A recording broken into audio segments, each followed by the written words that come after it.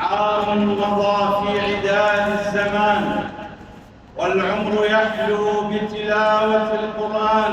هذا القرآن يهدي للتي هي أقوم ويبشر المؤمنين الذين يعملون الصالحات أن لهم أجرا كبيرا.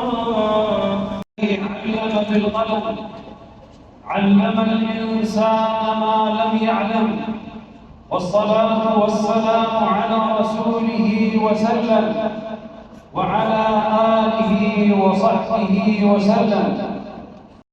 إن شاء الله سأذكر وأذكر نفسي وإياكم بفضل هذا المسجد وفضل القرآن وبعض البشارات التي بشر بها النبي صلى الله عليه وسلم أهل المساجد وأهل القرآن.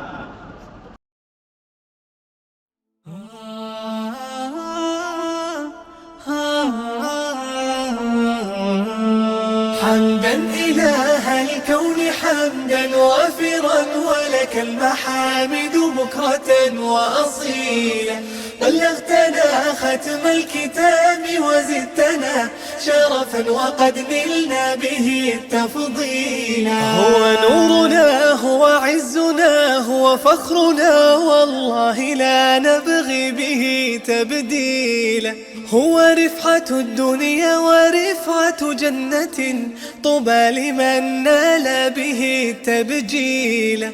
اقرأ ورتل وارق، هذا طموحنا، لا نرتجي دنيا وقال وقيل. يا رب نولنا شفاعة حفظنا، واجعله سائقنا إليك دليلا. نرجو الجنان نعيمها ورفيعها، فردوسها ظلا يكون ظليلا. حمدا إله الكون حمدا وافرا، ولك المحامد بكرة وأصيلا.